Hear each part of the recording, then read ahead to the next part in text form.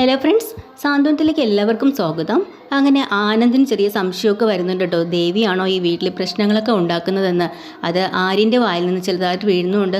അപ്പോൾ ആര്യം പറയാ, ഏട്ടൻ അതിനൊന്നും മുതിരണ്ട, ഏട്ടന് ഇനിയിപ്പോൾ ദേവി ചേച്ചിയടുത്ത് പറഞ്ഞ് അതിന് ചോദിക്കാൻ പോലെന്ന് പറയട്ടോ. അപ്പോൾ തന്നെ ആനന്ദ് ചോദിക്കാം, നിങ്ങൾക്കൊക്കെ സംശയമുണ്ടല്ലേ ദേവിയാണ് ഈ പ്രശ്നങ്ങൾക്കൊക്കെ കാരണമെന്നും ഇവിടെ ചെറിയ ചെറിയ പ്രശ്നങ്ങളുടെ തുടക്കം അവളാണെന്ന് നിങ്ങൾക്ക് സംശയമുണ്ടെങ്കിൽ എന്നോട് പറഞ്ഞോ, ഞാൻ അവളോട് ചോദിക്കാം, എന്നിട്ട് അവളെ തിരുത്താം. അതല്ലേ നല്ലത്, ഞാൻ സംസാരിച്ചോളാം. അപ്പോൾ ആര്യം പറയണം, ദൈവമേ, കടലിലെ വെള്ളം വറ്റിക്കാന്ന് പറഞ്ഞാൽ നമ്മളെ കൊണ്ട് സാധിക്കും. പക്ഷേ ദേവി ചേച്ചി നന്നാക്കാന്ന് വെച്ചാൽ ഒരിക്കലും നടക്കാത്ത കാര്യമാണ് എൻ്റെ ആനന്ദേട്ടാ എന്ന് മനസ്സിൽ വിചാരിക്കട്ടോ. പക്ഷേ ആനന്ദിന് ആ സംശയം അങ്ങോട്ട് മാറുന്നേ ഇല്ല. എന്തായാലും മനസ്സിന് ചെറിയ വിഷമമായിട്ടൊക്കെ തന്നെയാണ് നിൽക്കുന്നത്. കാരണം ഹണിമൂണിന് പോണ കാര്യം ഇവർ രണ്ടുപേരും മാത്രം പോയാൽ മതി എന്ന് പറഞ്ഞതോടുകൂടി ആനന്ദ് ആകെ തകർന്നു പോയി. ആനന്ദിന് സഹോദരങ്ങളെയും എല്ലാവരും ഒരുമിച്ച് പോകണത് തന്നെയാണ് ഇഷ്ടം കേട്ടോ. അങ്ങനെ നമ്മുടെ ആകാശമൊക്കെ പറയുന്നുണ്ട്, അതൊന്നും ആലോചിച്ച് ഏട്ടൻ വിഷമിക്കേണ്ട കാര്യമൊന്നുമില്ല. എന്തായാലും ഹണിമൂൺ എന്ന് പറഞ്ഞ ഭാര്യയും ഭർത്താവും തന്നെ പോകേണ്ടതാണ്, നിങ്ങൾ രണ്ടുപേരും കൂടെ പോയാൽ മതി. എന്നാലും അച്ഛൻ സമ്മതം തന്നെ തമ്മച്ച് തന്നെ വലിയ കാര്യമല്ലേ എന്നൊക്കെ പറയാട്ടോ. അങ്ങനെ അകത്തേക്ക് കയറി പറഞ്ഞ സമയത്ത് ദേവി ഓടിക്കൊണ്ട് വന്ന് പറയാം, എൻ്റെ ആനന്ദേട്ടാ സമാധാനമായി, ചില കാര്യങ്ങളൊക്കെ ഇവിടെ പ്രശ്നങ്ങളും ബുദ്ധിമുട്ടും ഒക്കെ ആയിരുന്നില്ലേ, അതിൽ നിന്നെല്ലാം മാറിയപ്പോൾ എനിക്കൊന്ന് സമാധാനം കിട്ടി. അപ്പോഴാണ് ആനന്ദ് പറയണത്, അത് നിനക്ക്, പക്ഷേ അതിലും വലിയ സമാധാനക്കേട് എനിക്ക് വന്നിട്ടുണ്ട്. എന്താ ആനന്ദേട്ടാ അങ്ങനെ പറയണത്? നമ്മൾ അച്ഛനാണെങ്കിൽ ധർമ്മൻ മാമൻ ഇങ്ങനെ അച്ഛനോട് പറഞ്ഞായിരുന്നു ആ ഒരു കാര്യമേ. ഏത് കാര്യം? നമ്മൾ ഹണിമൂണിൻ്റെ കാര്യം. അച്ഛനാണെങ്കിൽ അതങ്ങനെ സമ്മതിക്കണില്ല. ആര് പറഞ്ഞു? അച്ഛൻ സമ്മതിച്ചല്ലോ, നമ്മൾ രണ്ടുപേരും കൂടെ മാത്രം പോയാൽ മതി എന്നാണ് അച്ഛൻ പറയണത്, ബാക്കി ആരെയും കൂട്ടണ്ടെന്നാണ് പറയണത്. അതിനിപ്പോൾ എന്താ, അതല്ലേ ശരി, ഹണിമൂണല്ലേ, അതിന് നമ്മൾ രണ്ടുപേരും കൂടെ അല്ലേ ആനന്ദേട്ട പോവേണ്ടത്? അതൊന്ന് ചിന്തിച്ച് നോക്ക്. എന്തിനാ വീട്ടിലുള്ളവരെയും മറ്റുള്ളവരെയും ആര്യനെയും എല്ലാവരെയും വിളിച്ചുകൊണ്ട് പോവേണ്ട ആവശ്യമുണ്ടോ? പിന്നെ മറ്റേ ആര്യനും ആകാശമൊക്കെ പറഞ്ഞോ അവർ കൂടെ വരണമെന്ന്? അവരങ്ങനെ പറയില്ലല്ലോ ദേവി. എന്നാലും നമ്മളത് അറിഞ്ഞ് ചെയ്യണ്ടേ, അവർക്കും ആഗ്രഹങ്ങൾ ഉണ്ടാവില്ലേ? ആയിക്കോട്ടെ, അത് അവർ തന്നെയല്ലേ പോവേണ്ടത്. ഇത്രയെങ്കിലും സമാധാനം കിട്ടാൻ വേണ്ടിയിട്ടാണ് കുറച്ച് ദൂരോട്ടൊക്കെ എന്ന് വിചാരിച്ചത്. അതിന് സമ്മതിക്കില്ലല്ലേ?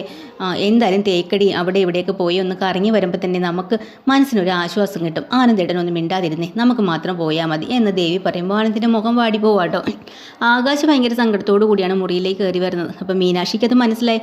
മീനാക്ഷി ചോദിക്കുകയും ചെയ്യുന്നുണ്ട്, എന്താ ആകാശ് എന്ന്. ഒന്നുമില്ലെന്ന് പറയണമെങ്കിലും നിർബന്ധിച്ച് ചോദിക്കുന്നുണ്ട്, മുഖം വാടിയിരിക്കുന്നുണ്ടോ? എന്തായാലും എന്നോട് തുറന്നു പറഞ്ഞു. അല്ല മീനാക്ഷി, അച്ഛനത് എന്തിൻ്റെ കേടാന്ന് എനിക്കറിയില്ല. എന്താ കാര്യം? അല്ലെന്നേ, കടയിൽ വെച്ചിട്ടേ കണിമൂണ് പോകുന്ന കാര്യങ്ങളെക്കുറിച്ച് ധർമ്മമാവൻ പറഞ്ഞിരുന്നു. അതിൻ്റെ കൂട്ടത്തിൽ എൻ്റെ കാര്യവും പറഞ്ഞു, അതുപോലെ ആര്യൻ്റെ കാര്യം പറഞ്ഞു. അപ്പോഴച്ഛൻ അങ്ങ് ദേഷ്യം വന്നു, മറ്റുള്ളവരുടെ മുമ്പിൽ വെച്ച് നമ്മളെ അങ്ങ് താഴ്ത്തി കെട്ടുക. കേട്ട് എനിക്ക് മതിയായി. അതാണോ കാര്യം? അതിപ്പോൾ പുതിയ അറിവില്ലല്ലോ. എല്ലാവരുടെ മുന്നിൽ വെച്ചും എല്ലാവരെയും അങ്ങോട്ടും ഇങ്ങോട്ടും താഴ്ത്തി കെട്ടുന്ന സ്വഭാവം അച്ഛനുണ്ടല്ലോ. അച്ഛനെ നമുക്ക് നന്നാക്കാനൊന്നും പറ്റില്ല ആകാശേ. അച്ഛൻ്റെ വഴിക്ക് നമ്മൾ അങ്ങ് ഒതുങ്ങി കൊടുക്കുക, അത്രയേ ഉള്ളൂ. എന്നാലും എനിക്കിത് തീരെ പിടിക്കണില്ല. കാര്യം എന്താ വെച്ചാൽ എല്ലാവരും നിൽക്കുമ്പോൾ കഴിവ് കേട്ടവനൊന്നും ഒന്നിനും കൊള്ളാത്തവനൊന്നും ഒക്കെ പറഞ്ഞ് കേട്ട് ഞാൻ മടുത്തു. പിന്നെ ആര്യനെയും ശരിക്കും പറഞ്ഞു. പിന്നെ അവർ രണ്ടുപേരും കൂടെ മാത്രം പോയാൽ മതി ഹണിമൂണിന്, നമ്മൾ കൂടെ ചെല്ലണ്ടെന്ന് പറഞ്ഞ് അതിൻ്റെ പേരും പറഞ്ഞിട്ടായിരുന്നു. നമ്മൾ എന്തായാലും നല്ല രീതിയിലല്ല വിവാഹം കഴിച്ചതെന്ന് ഒളിച്ചോടി വന്നതാണെന്നൊക്കെ പറഞ്ഞ് തുടങ്ങി. അത് ആദ്യമായിട്ടല്ലല്ലോ ആകാശം, നേരത്തെയും ഇതൊക്കെ തന്നെയല്ലേ. പിന്നെ എന്തിനാ വിഷമിക്കുന്നത്? അതൊന്നും ആലോചിച്ച് വിഷമിക്കേണ്ട, വിട്ടുകള വാഷേ എന്നൊക്കെ പറഞ്ഞ് ആകാശിനെ ഒന്ന് സമാധാനിപ്പിക്കുക. പക്ഷേ ആകാശ് മീനാക്ഷിയോട് പറയുന്നുണ്ട്, എടി എനിക്കെന്തായാലും എന്തോ ഒരു വല്ലായ്മ തോന്നുന്നുണ്ട്. അച്ഛൻ്റെ ചില നേരത്തെ സംസാരങ്ങളും ഒന്നും എനിക്കിപ്പോൾ സഹിക്കാനേ പറ്റുന്നില്ല.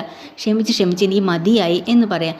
സാരമില്ല ആകാശ്, പോട്ടെ എന്ന് പറയാട്ടോ. അങ്ങനെ ആകാശിൻ്റെ മനസ്സിലും അച്ഛനോടുള്ള ആ വെറുപ്പ് അങ്ങറ്റം വരെ എത്തിയിട്ടുണ്ട്. അത് നമ്മുടെ മീനാക്ഷിയുടെ അമ്മയും അച്ഛനും കാണിക്കുന്നുണ്ട് കേട്ടോ. മീനാക്ഷിയുടെ അച്ഛന് ഹാർട്ടിന് അസുഖമൊക്കെ വന്നതിന് ശേഷം ലീവിലായിരുന്നു. മീനാക്ഷിയുടെ അമ്മ സ്കൂളിലെ ടീച്ചറാണ്. അങ്ങനെ ലീവൊക്കെ കഴിഞ്ഞ് സ്കൂളിൽ പോവാം, പിള്ളേരെ പഠിപ്പിക്കണ്ടേ എന്നൊക്കെ വെക്കേഷനാണ്. എന്നാലും ചെറിയ ചെറിയ കാര്യങ്ങളുള്ളത് കൊണ്ട് തന്നെ ഇപ്പോൾ ഹസ്ബൻഡിന് വലിയ കുഴപ്പമില്ലാത്തത് കൊണ്ടും ചോദിച്ചിട്ട് ഞാൻ പോവുകയാണെന്ന് പറയാം കേട്ടോ.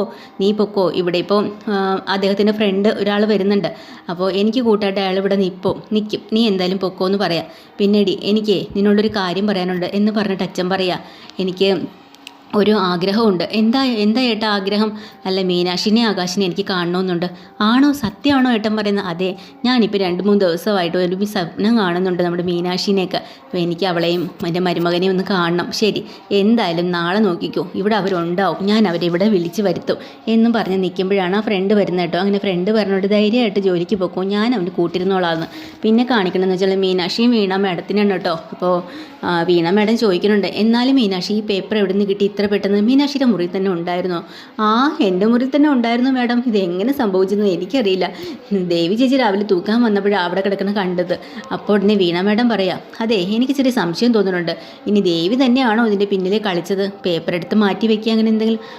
എനിക്കും അങ്ങനെ ചെറുതായിട്ടൊക്കെ സംശയമുണ്ട്. പക്ഷേ അവരതും ചെയ്യും വേണമെങ്കിൽ. പക്ഷേ കാണാത്ത കാര്യം നമുക്ക് പറയാൻ പറ്റില്ലല്ലോ മാഡം. അതുകൊണ്ടാണ് ഞാൻ അധികം സംശയത്തിന് ഊന്ന് കൊടുക്കാത്തത്. എന്തായാലും ചെറുതായിട്ടൊക്കെ ഒന്ന് മനസ്സിലാക്കിയിരിക്കണം നല്ലതാ. അതെ എൻ്റെ ദൈവമേ, ഒരു പണിയല്ല, 100,000 പണി കിട്ടിയിട്ടുണ്ട്. ഇനി എന്ത് മനസ്സിലാക്കാൻ എന്നൊക്കെ ഇനി മീനാക്ഷി പറയാട്ടോ. അതിനിടയിൽ കൂടെ അവർ പറയാനുള്ളത്, നിങ്ങളുടെ ആ ഒരു കൃഷ്ണമംഗലത്തെ അവരില്ലേ ഒരു യൂണിറ്റിന് വേണ്ടിയിട്ട് ഇവിടെ ലൈസൻസിന് വേണ്ടിയില്ലേ, അത് ഇവർ വീണ്ടും കുത്തിപ്പൊക്കിക്കൊണ്ട് വന്നിട്ടുണ്ട് മീനാക്ഷി എന്ന് പറയാം. കൊണ്ടുവരട്ടെ. എന്തെങ്കിലും പോരായ്മകളുണ്ടെങ്കിൽ നടത്തൂല, എല്ലാം ക്ലിയറായിട്ട് കൊണ്ടുവരുവാണെങ്കിൽ നമുക്ക് ഫയൽ അയച്ചു കൊടുക്കാം മാഡം. ശരി, പറഞ്ഞടുത്ത് വെച്ച് കാണാം എന്നും പറഞ്ഞ് അവരങ്ങനെ സംസാരിക്കാം കേട്ടോ. കടയിലാണെങ്കിൽ ബാലൻ രാമേട്ടനോട് അങ്ങ് പുകഴ്ത്തി പറയണോ, എൻ്റെ രാമേട്ടാ എനിക്ക് ഇന്നാണ് ഇത്തിരി സമാധാനമായത്. ഇനി വേണം എനിക്ക് ഉറങ്ങാനായിട്ട് നല്ലപോലെ. മീനാക്ഷിയുടെ ആ പേപ്പർ കിട്ടിയപ്പോൾ എന്തോ ഒരു ആശ്വാസമായിരുന്നു. അതെ, അതങ്ങനെയാണ്. നമുക്ക് എന്തെങ്കിലും ബുദ്ധിമുട്ട് വന്നാൽ അത് ശരിയാവുന്നവരെ നമ്മളിങ്ങനെയൊക്കെ തന്നെയാവും. പക്ഷേ ബാല, ഞാൻ നിന്നോടൊരു കാര്യം ചോദിക്കട്ടെ. നീയേ ആ പേപ്പർ കളഞ്ഞെന്നറിഞ്ഞ സമയം മുതലേ തന്നെ നിനക്ക് ഭയങ്കര വെപ്രാളവും പരവേശവും ഒക്കെ തോന്നുന്നു. പക്ഷേ നീ എന്താ അങ്ങനെ? നീ ആ പേപ്പർ മാറിയത് നിൻ്റെ അറിവോടുകൂടി വല്ലതും ആണോ? നീ കാരണമാണോ എന്നൊക്കെ ചോദിക്കുമ്പോൾ ബാലനങ്ങ് വല്ലാതാവുക കേട്ടോ. എന്നിട്ട് രാമേട്ടനോട് പറയാം, രാമേട്ടാ അത് ശരിയാണ് രാമേട്ടൻ പറഞ്ഞത്. ഞാൻ കാരണമാണ് മീനാക്ഷിയുടെ പേപ്പർ പോയത്. ആണോ? അതെ രാമേട്ടാ, ഞാനും കൂടെ കാരണക്കാരനാണ്. അതെങ്ങനെയാണ്, എന്താ പറ്റിയത്? അപ്പോൾ നടന്ന സംഭവങ്ങളെല്ലാം രാമേട്ടനോട് നമ്മുടെ ബാലൻ പറയാട്ടോ. അവസാനം എന്നിട്ട് പറയാം, രാമേട്ടാ ഞാനിത് മനഃപൂർവ്വമല്ല, അറിയാണ്ട് പറ്റിപ്പോയതാണ്. അതുകൊണ്ടാണ് എനിക്ക് ഇത്ര ടെൻഷനും. പാവമല്ലേ മീനാക്ഷി, അവളുടെ ജോലി ഞാൻ കാരണം പോയാൽ അവൾ കഷ്ടപ്പെട്ട് പഠിച്ച് നേടിയെടുത്തതല്ലേ, ഒരു അബദ്ധം പറ്റിപ്പോയതാ എന്നൊക്കെ പറയാം. ഇതിനിടയിൽ കൂടെ രാമേട്ടൻ പറയാം, അത് ശരിയാണ്, അബദ്ധം എല്ലാവർക്കും പറ്റും ബാല. ആ ഒരു അബദ്ധം തന്നെ ഇപ്പം നിനക്ക് പറ്റുക. ഇതുപോലെ പല അബദ്ധങ്ങളുമൊക്കെയാണ് നമ്മുടെ ആര്യനും ഒക്കെ പറ്റുന്നത്. പക്ഷെ നീ അത് മനസ്സിലാക്കണില്ല, എന്നിട്ടും അവനെ കുറ്റപ്പെടുത്തുന്നില്ലേ? ആര്യൻ്റെ ഒന്നും കാര്യം ഇങ്ങോട്ട് പറയണ്ട. പിന്നെ നീ ഒരു കാര്യം ആലോചിച്ച് നോക്ക്. ഇപ്പം തന്നെ നിൻ്റെ ചിലവിലാണ് വിടുന്നതെന്ന് പറഞ്ഞില്ലേ ആനന്ദിനെയും ശ്രീദേവിയും ഹണിമൂണിന് വേണ്ടിയിട്ട്. അപ്പം മറ്റുള്ളവർക്ക് എന്തോരം വിഷമാവും. അത് രാമേട്ടൻ പറയണത് ശരിയാണ്. പക്ഷേ ഒരു കാര്യമുണ്ട്, ആനന്ദ് എന്ന് പറഞ്ഞാൽ ഞാൻ പറയണ കേട്ട് മര്യാദയ്ക്ക് ജീവിക്കുന്ന ഒരുത്തനാണ്. പക്ഷേ മറ്റ് രണ്ടോമാരും അങ്ങനെയല്ല. അവനൊക്കെ രണ്ടും അവൻ്റെയൊക്കെ ഇഷ്ടത്തിന് ജീവിക്കുന്നതാണ്. ഞാൻ പറയണ വാക്കിന് വില തരുന്നുമില്ല, ഞാൻ പറയണ കാര്യങ്ങൾ കേൾക്കാറുമില്ല. അങ്ങനെയുള്ളവർക്ക് വേണ്ടി നമ്മൾ കാശ് ചിലവാക്കിയിട്ട് എന്താ രാമേട്ട കാര്യം? എടാ, മക്കളെയൊക്കെ നമ്മൾ ഒരു കണ്ണുകൊണ്ട് കാണണം. നിനക്ക് എത്ര പറഞ്ഞാലും എന്താ മനസ്സിലാവാത്തത് എന്ന് കുറേ ഉപദേശമൊക്കെ കൊടുക്കുക കേട്ടോ. പക്ഷേ ബാലനല്ലേ ആള് സ്വയം പിടിച്ച പിടിയിൽ അങ്ങനെ സംസാരിച്ച് നിൽക്കും. അത് കഴിഞ്ഞ് വീട്ടിൽ രാവിലെ തന്നെ നമ്മുടെ ധർമ്മൻ ആഹാരം കഴിക്കാനായിട്ട് മേശപ്പുറത്ത് വന്നിരിപ്പുണ്ട്. അപ്പോഴാണ് മുട്ടക്കറി ഉരുളക്കിഴങ്ങ് കറിയോ എന്തൊക്കെയോ കൊണ്ട് വെച്ച് കൊടുക്കുന്നുണ്ട് ഗോമതി. അത് ഭയങ്കര ഫേവറേറ്റാണ് കേട്ടോ ധർമ്മന്. ധർമ്മ ഭയങ്കര സന്തോഷത്തിലാണ് അത് കഴിക്കാൻ തുടങ്ങുന്നത്. ആ സമയത്താണ് ബാലൻ്റെ കാര്യം എടുത്തങ്ങ് ഇടുക കേട്ടോ. ഈ അളിയൻ കാണിക്കുന്നത് ശരിയല്ല. എല്ലാവരുടെയും മുമ്പിൽ വെച്ചിട്ട് ആകാശിനെ ആര്യനെ തീരെ കൊച്ചാക്കി സംസാരിക്കണം കേട്ടോ. ചേച്ചി ഒന്ന് പറഞ്ഞ് മനസ്സിലാക്കണമെന്ന് പറയാം.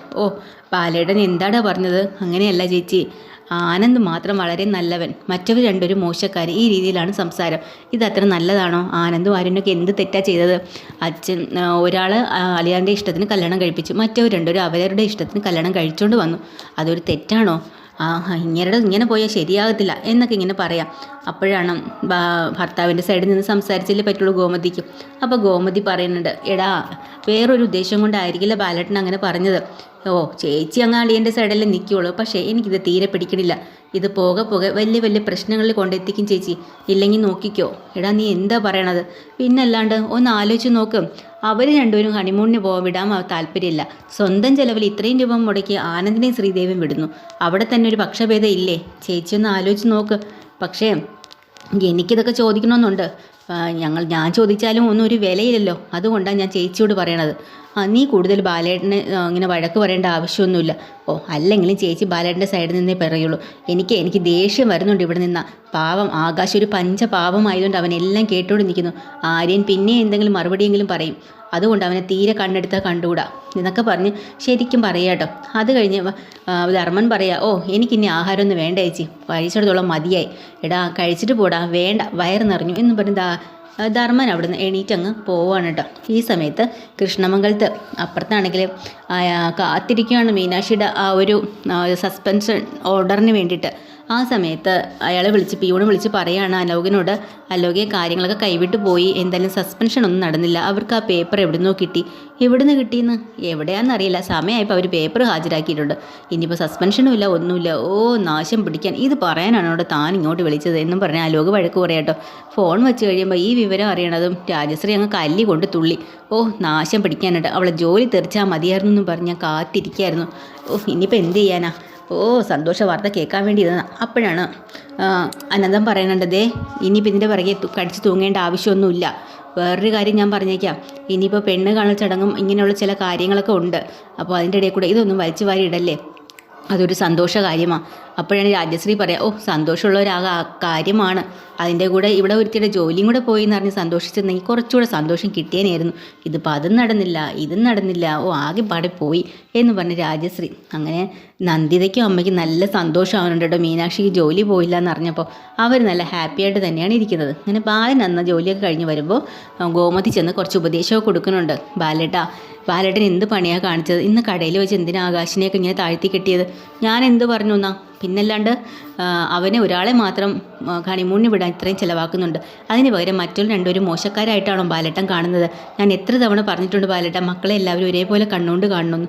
എടി ഒരുപോലെ കണ്ണുകൊണ്ട് കാണണമെങ്കിലേ ഒരേപോലെ ആയിരിക്കണം. അതെങ്ങനെയാണ്, നമ്മൾ തന്നെ, ഞാൻ പ്രസവിച്ചത് ആ 3 മക്കളും അവർ 3 പേരും ഒരുപോലെ തന്നെ ആയിരിക്കണം. എൻ്റെ പാല് കുടിച്ച് അവർ വളർന്നത് ഒരുപോലെ തന്നെ, അവർക്കിടയിൽ ഒരു ദേഷ്യമോ വഴക്കോ ഒന്നുമില്ല. പക്ഷേ ബാലേട്ടൻ കാണുന്നതോ വേറെ തിരിച്ചല്ലേ. എടി ആനന്ദെന്ന് പറഞ്ഞാൽ ഞാൻ പറഞ്ഞ അതേപടി അനുസരിക്കുന്ന അനുസരണയുള്ള മോന, അതുകൊണ്ട് അവന് വേണ്ടി എന്തും ചെയ്യാൻ ഞാൻ താല്പര്യപ്പെടും. മറ്റവന്മാർ രണ്ടുപേരും അങ്ങനെയാണോ? അല്ലല്ലോ. അവരവന്മാർക്ക് ഇഷ്ടമുള്ള രീതിയിൽ കല്യാണവും കഴിച്ച് കുടുംബവും തുടങ്ങി വന്നു. എന്നാൽ ആര്യനാണെങ്കിലോ തർക്കുത്തരം പറയാനുള്ള അങ്ങ് അറ്റമാണവൻ. മറ്റവനാണെങ്കിൽ പിന്നെ പറയാൻ വേണ്ട, ഒരു ഗുണത്തിനുമില്ല, ഒന്നുമില്ല. എൻ്റെ ആഗ്രഹത്തിനൊത്ത് ഇവന്മാർ രണ്ടുപേരും വന്നിട്ടുണ്ടോ ഇടിയും ചോദിക്കാട്ടോ. അപ്പോഴാണ് ഗോമതി പറയാം, ദേ ബാലേട്ടാ എന്നെ കൊണ്ടൊന്നും പറയിപ്പിക്കാതെ, ആര്യനെയാണെങ്കിൽ 24 മണിക്കൂർ നിങ്ങൾ തൊട്ടേനും പിടിച്ചെന്ന് അടിയും കുറ്റവുമാണ്. അത് കേട്ടാണ് അവർ വളർന്നത്. അതിൻ്റേതായിട്ടുള്ള മാനസിക വിഷമങ്ങൾ അവർക്കുണ്ടാവും. പിന്നെ ആകാശിനെ കടയിൽ പിടിച്ച് നിർത്തിയത് ആരാ? ബാലേട്ടൻ തന്നെയല്ലേ അവിടെ നില്ലേ ജോലി ചെയ്യുന്നൊക്കെ. ഇല്ലെങ്കിൽ ഇന്ന് അവൻ ഏത് നിലയിൽ എത്തേണ്ടവനാ, പഠിച്ച് അവനൊരു ഗവൺമെൻറ് ജോലി സമ്പാദിക്കാൻ നിന്നവനാ. അവനെയാണ് നിങ്ങൾ പിടിച്ച് ഗോമതി സ്റ്റോറി കൊണ്ട് നിർത്തിയത്. എന്നിട്ട് പറയുന്ന കഴിവ് കെട്ടവനാണെന്നല്ലേ. ഇത്രയും പറയണത് പെട്ടെന്ന് വല്ലാതായി പോവും നമ്മുടെ ബാലൻ കേട്ടോ. അതാണ് ഇന്നത്തെ എപ്പിസോഡിൽ. പുതിയൊരു എപ്പിസോഡുമായി വീണ്ടും വരാം. ചാനൽ ഇഷ്ടമായി ലൈക്ക് ചെയ്യുക, സബ്സ്ക്രൈബ് ചെയ്യുക. താങ്ക്